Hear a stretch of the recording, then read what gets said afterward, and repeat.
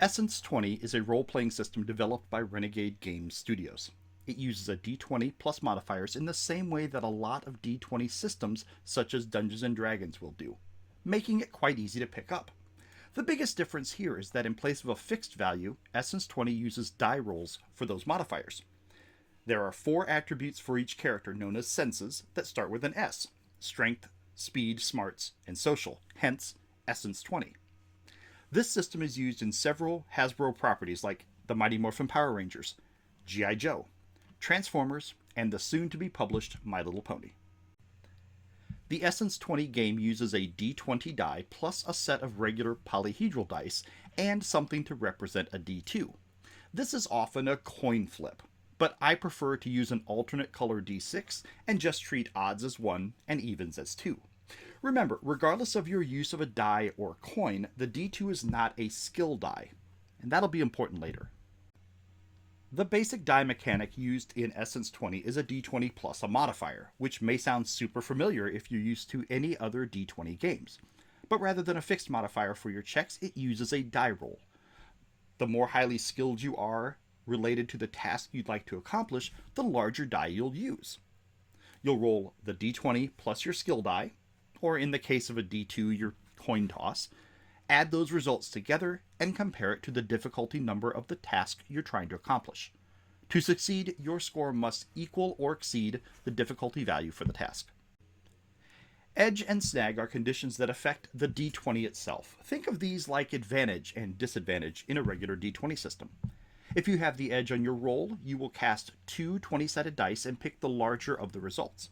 If you have a snag on your roll, you'll roll 2d20 and pick the lower of the results.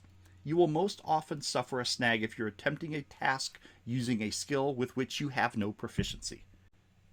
Critical and fumble are mechanics that look at the result of your roll and the dice involved to determine if something wonderful happens or something potentially disastrous can occur. A fumble occurs when the 20-sided die is a 1 and the total result of it plus your skill die does not meet or exceed the difficulty value.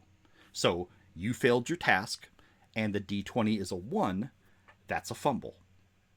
A critical occurs when your skill die is its highest possible result, and the total of your D20 and your skill die meet or exceed the difficulty number. So, you succeed, and your skill die is its highest possible result.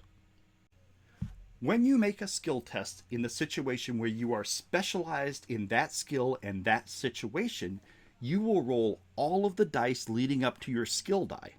For example, if your skill die is a D8, not only will you roll that D8, but also the D6, the D4, and your D2.